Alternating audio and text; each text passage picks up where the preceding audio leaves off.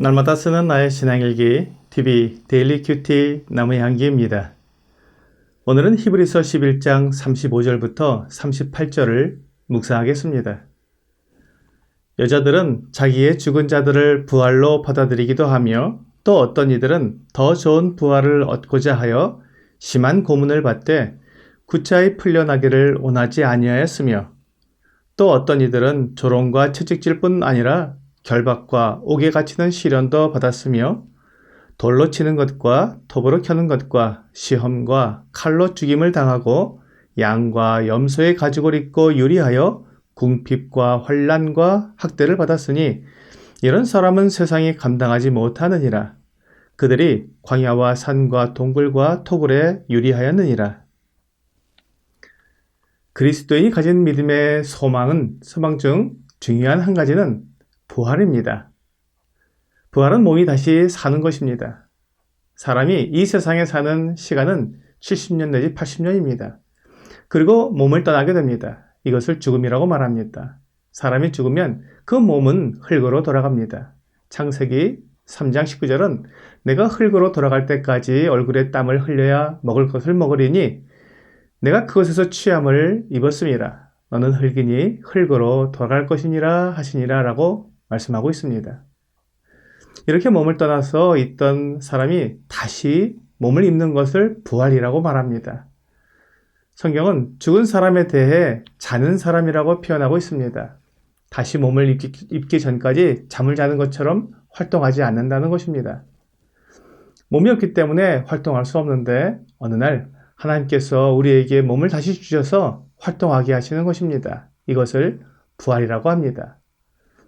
고린도후서 5장 1절은 만일 땅에 있는 우리의 장막집이 무너지면 하나님께서 지으신 집 곧 손으로 지은 것이 아니요 하늘에 있는 영원한 집이 우리에게 있는 줄 아느니라 라고 말씀하고 있습니다. 사도 바울은 우리의 몸을 집으로 비유했습니다. 이 땅에서 우리가 사용하던 집을 장막집이라고 말하므로 이 세상의 삶은 잠시 있다가 접어야 하는 나그네의 삶처럼 비유했습니다. 이 나그네의 삶이 끝나면 장막을 거두고 견고하고 안락한 원래의 집으로 들어가는 것처럼 이 세상에서 흙으로 만들어진 이 육체의 삶을 끝내면 하늘에서 우리를 위해 준비된 영원한 몸이 있다고 말씀하고 있는 것입니다. 이 영원한 몸을 입는 것을 부활이라고 말합니다. 요한복음 5장 29절은 선한 일을 행한 자는 생명의 부활로 악한 일을 행한 자는 심판의 부활로 나오리라 라고 말씀하고 있습니다. 부활에는 두 가지 부활이 있는 것입니다. 영생을 누리는 생명의 부활과 영벌을 받는 심판의 부활이 그것입니다. 그러므로 사람은 누구나 다 한 번 죽었다가 다시 새로운 몸을 입는 부활을 하게 됩니다. 오늘 본문에서 어떤 이들은 더 좋은 부활을 얻고자 하여 심한 고문을 받되 구차히 풀려나기를 원하지 아니하였으며 라고 말씀하고 있습니다. 그들은 부활을 믿고 있었습니다. 그리고 생명의 부활과 심판의 부활이 있다는 것도 믿고 있었습니다. 그러므로 고문과 괴로움을 받지만 그리고 고문을 받다가 죽게 될 수도 있었지만 그 고문을 피하거나 이 육체의 생명을 조금 더 유지하기 위해 구차히 풀려나기를 원하지 않았습니다.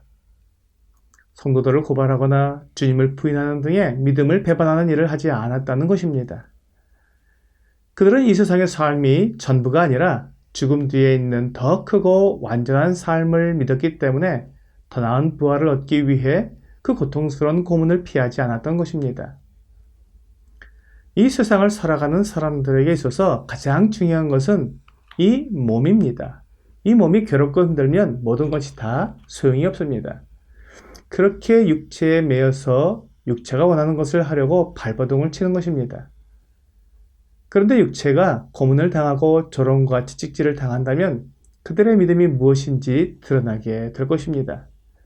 내가 육체의 욕심을 위해 살고 있는지 성령을 따라 살고 있는지 드러나게 될 것입니다.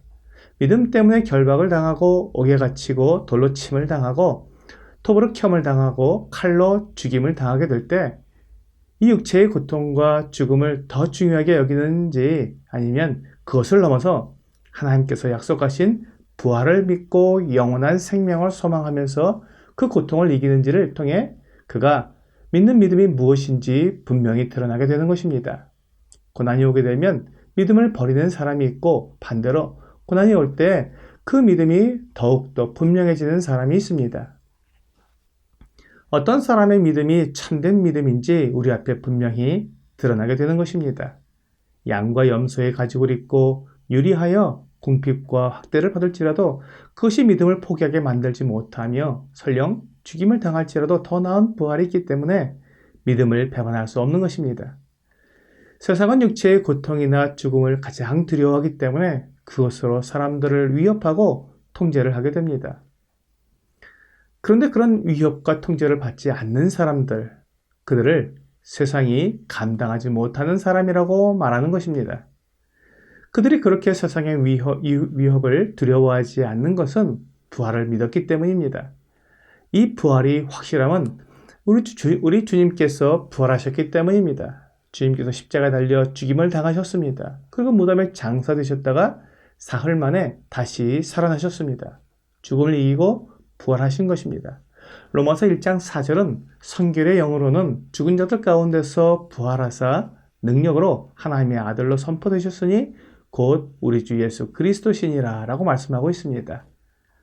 주님께서 부활하신 것이 곧 주님께서 하나님의 아들이심을 선포하신 것이라는 것입니다.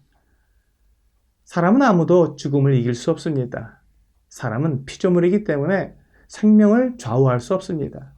생명의 주인은 오직 하나님이십니다.